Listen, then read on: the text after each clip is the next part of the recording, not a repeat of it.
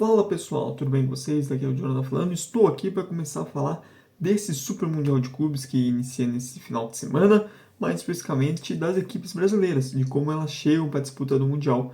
Então, bora começar pela ordem dos grupos, iniciando justamente pelo Palmeiras, falar um pouco mais sobre como o Verdão chega, sobre um pouco também sobre os adversários, o que eu espero, a expectativa, até onde eu acho que o Palmeiras pode chegar. Antes disso, deixe seu like no vídeo, se inscreva no canal se não for inscrito, dê aquela força divulgando esse e demais conteúdos para ajudar quem está começando. Bora lá trazendo alguns dados sobre o que é o 2025 do Palmeiras até aqui. Colinha aqui pronta aqui embaixo. O Palmeiras tem 35 jogos com 23 vitórias, 7 empates, 5 derrotas, 58 gols marcados no ano já e apenas 23 gols sofridos. Os artilheiros do time na temporada é o Estevão, que fez 11 gols, e o Flaco Lopes, que marcou 10. Um Palmeiras que vem para esse Mundial, por exemplo, sem lesões, né? Sem problemas com lesões, conseguiu e dosando os minutos fazer com que o seu time chegasse inteiro. A única preocupação um pouco mais é a situação do Paulinho, que um dos grandes foi sua temporada e que está jogando com dores. Se especula até que talvez depois do Mundial ele faça uma nova cirurgia. E é a única preocupação no quesito físico. Tem o Richard Hughes, que também sentiu dores na seleção colombiana, e vamos ver como se recupera. Mas, assim, de resto, é um Palmeiras que vem completo para a disputa do seu Mundial. Falando mais agora sobre o time mesmo do Palmeiras, vai ser interessante ver, porque acho que o Palmeiras vai poder encontrar um cenário que é onde ele rende melhor. Porque o Palmeiras do Abel Ferreira é um time muito sólido, um time difícil de você ser derrotado, um time que sempre compete. É uma equipe que, quando enfrenta times mais fracos, consegue vencer, consegue se sobressair. Não à toa está sempre disputando na parte de cima da tabela dos pontos corridos, porque isso é algo muito importante, os pontos corridos. Aqueles pontos que você tem obrigação, que você tem chance de ganhar, sempre ter. E o Palmeiras faz isso muito bem. Ao mesmo tempo, é algo que a torcida do Palmeiras critica, é o desempenho do time em jogos grandes.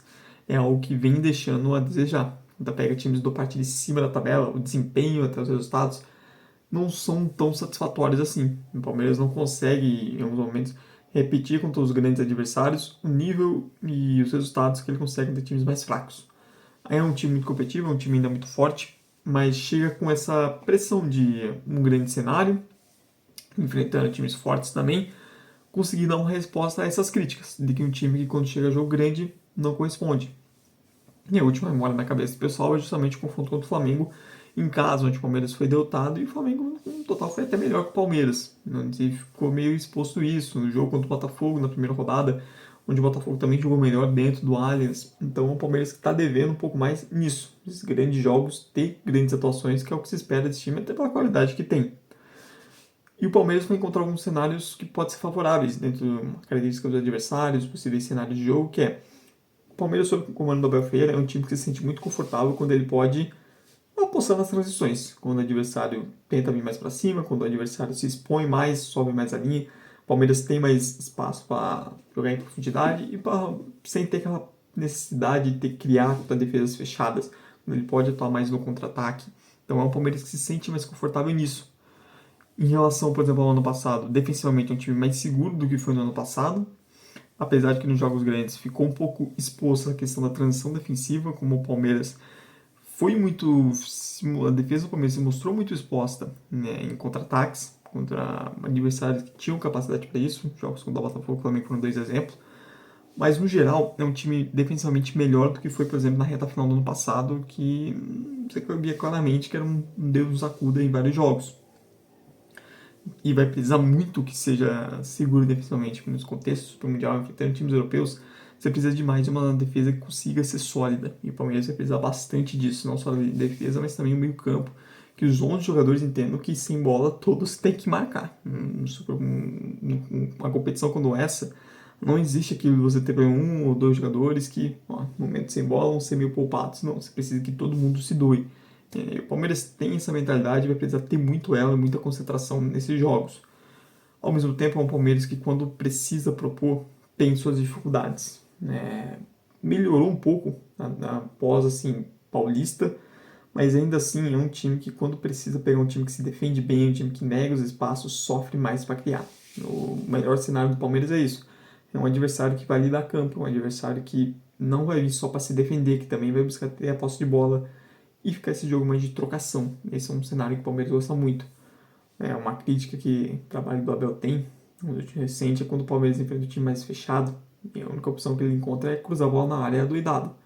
É um time que é forte nesse tipo de jogada, que sabe cruzar sem ser apenas cruzar, sabe cruzar de maneira objetiva, que leva muito perigo por isso, seja quando os zagueiros vão para a área, você tem o Flaco Lopes em campo, que é um cara bom nisso, mas é um Palmeiras que, quando precisa de um pouco mais coletivamente, quando precisa envolver mais o adversário, fica muito restrito ao individual e bola na área. Individual, diga-se muitas vezes o Estevão.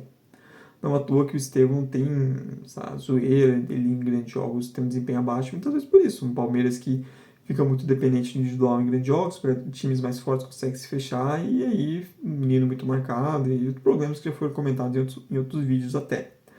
Pensando no Mundial que marca inclusive a despedida do Estevão no Palmeiras, depois ele vai para o Chelsea, vai precisar que ele seja o protagonista, porque ele é o jogador individualmente capaz de dar um nível acima. Para o Palmeiras seria muito importante ter o Paulinho bem, seja sendo do banco como titular, como uma boa opção do banco, e principalmente com o Vitor Roque deslanche. Eu não vejo um Palmeiras conseguindo fazer uma ótima campanha no Mundial sem que o Vitor Roque seja importante nisso. Porque, como eu falei, ele vai ter um cenário em alguns jogos que é o cenário que é ideal para ele. Ter espaço para se acionar em profundidade. Não tem que ficar só dentro da área brigando contra atacantes, brigando contra zagueiros maiores e mais fortes que ele. E o Palmeiras precisa que ele deslanche, que ele pegue a confiança, que ele faça gols, que quando a chance ao aparecer, ele aproveite. Porque vai estar num cenário que você não vai ter muita margem tanto assim para erro. E o seu centroavante tem que ser mortal. E o Palmeiras precisa muito do Vitor Roque. Da mesma forma que os jogadores defensivos, Gustavo Gomes, vai precisar mostrar mais do que vem mostrando, Murilo, até Mikael, devendo quem jogar. O Giai vem passando por uma melhora, agora com certeza vai ser bem testado nesse Super Mundial.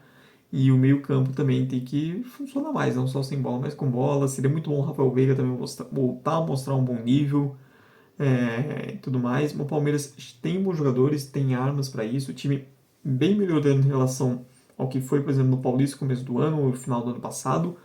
Ainda peca em algumas coisas, mas é um time muito competitivo e um time muito sólido. E está num grupo que de fato é acessível para classificação, até mesmo sonhar com o primeiro lugar. Não seria nenhum absurdo. Você tem o Inter Miami, que, é claro, tem o Messi e tem Soares. O Inter Miami que é um grande amigos do Messi, né? O Messi reuniu um monte de amigos, botou no time e está se divertindo nos Estados Unidos. Não vou julgar ele por isso. Mas você tem o Inter Miami que tem jogadores que individualmente podem sim fazer diferença. Pô, Lionel Messi, Luis Soares, mesmo com mais idade, você tem Busquets, Jordi Alba, outros atletas também de complemento, mas você tem jogadores que no lance ali são capazes de fazer diferença, são capazes de até decidir um jogo. De fato, tem os seus perigos, não pode ser subestimado. Ao mesmo tempo, o Inter Miami é um time consistente. A própria campanha na MLS mostra um time capaz de, em alguns jogos, ofensivamente funcionar muito bem, porque tem jogadores de muita qualidade que conseguem carregar o time nesse sentido, então é um time que é capaz de fazer vários gols no jogo contra o adversário e também é capaz de tomar vários gols, porque é um time muito inconsistente, é um time que dá seus espaços, defensivamente nem sempre é seguro, e o Palmeiras pode explorar muito bem isso, muito bem essa inconsistência, esse espaço que o Inter Miami dá. O time que é treinado pelo Mascherano, que não é exatamente um técnico grande, técnico, a diferença dele para o Pereira é bem grande. E o Palmeiras pode aproveitar muito bem isso, porque eu não imagino o Inter Miami vindo para jogar o Super Mundial fechadinho na defesa, não. Pra jogar em casa, pro seu time do Messi, expectativa, vai querer ter a bola também, vai querer atacar, vai se expor e dar espaço pro Palmeiras, e esse é um cenário que o Palmeiras pode ser ótimo. Pegar um time que já tem programa defensivo e poder explorar isso ao seu favor. Eu vejo o Palmeiras favorito contra o Inter Miami, até por esse casamento de características dos dois times. Você tem uma partida contra o Al-Ahly, aí talvez seja a grande decisão pela segunda vaga, uma das vagas, né? Imaginando que o Porto vai cumprir o favoritismo dele. E aí um jogo mais duro. Ao mesmo tempo, é um Al-Ahly que chega mais fraco do que em outros anos, porque não foi campeão da Champions, não chegou nem à final, caiu na semifinal para uma Mamelodi Sundowns da África do Sul. Viu um outro time egípcio ganhar a Champions africana nessa temporada. Na liga até é líder, mas disputando ponto a ponto com Pirâmides, sem conseguir disparar.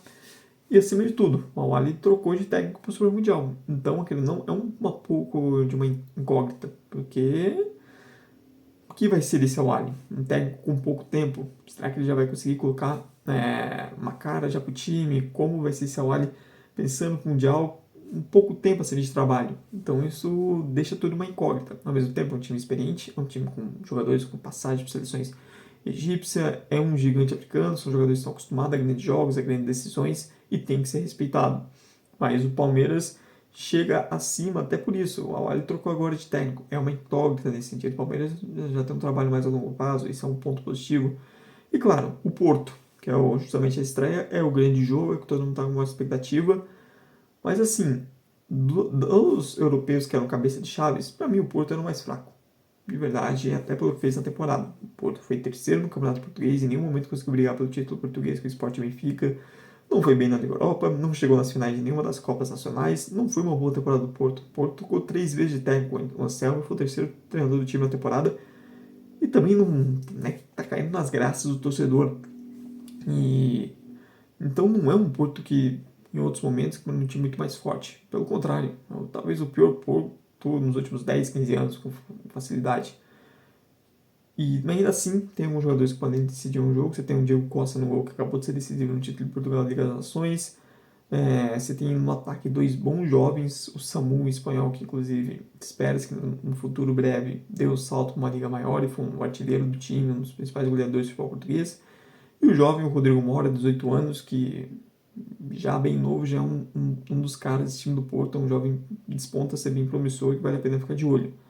Mas é um jogo que não mais aberto, justamente sem consistência do Porto, os problemas da equipe na temporada, é óbvio que você não pode subestimar, mas não é nenhum bicho-papão, não é nenhum bicho-papão. Dos brasileiros, para mim o Palmeiras é quem tem a maior condição de ser primeiro. Não ficaria surpreso se o Palmeiras terminasse o grupo em primeiro. Também não ficaria surpreso se o Palmeiras fosse eliminado, porque é um grupo equilibrado. Mas para mim o Palmeiras tem todas as condições de classificar. Coloco hoje ao lado do Porto como os favoritos. E para mim tem condições sim de ser primeiro. E aí, querendo ou não, cara, na próxima fase mata-mata, aí é um jogo único, é tentar se defender melhor possível, que o Everton seja no dia, no maior dia da carreira, se vier PSG ou Atlético de Madrid, aí, cara, é jogar o jogo, ser franco atirador. Mas eu acho que o Palmeiras tem, sim, totais condições de classificação, mesmo com o time tendo suas questões a se resolver, questões a melhorar, ainda assim, para mim, é capaz de classificar, de passar pro Inter Miami, ficar à frente de Al Ahly e que pode fazer jogo duro e até, quem sabe, ganhar do Porto. E querendo ou não, a estreia vai condicionar por tudo isso, né? Se vence o Porto, vai com um ânimo lá em cima para os 2 jogos finais. Se perde, aí já começa a entrar mais pressionado. Mas para mim, mesmo que saia derrotado na estreia, para mim o Palmeiras tem condições sim de classificação. Agora eu quero saber de você, torcedor palmeirense ou não, deixa aí nos comentários a sua expectativa sobre esse time do Palmeiras, até onde você acha que ele pode chegar no Super Mundial. E se você concorda ou discorda de alguma coisa que eu falei. Não esquece de dar like no vídeo, de se inscrever no canal se não for inscrito e de dar aquela força divulgando esses e demais vídeos para ajudar quem está começando. Muito obrigado mesmo por você que veio até o fim, tchau, tchau e até a próxima.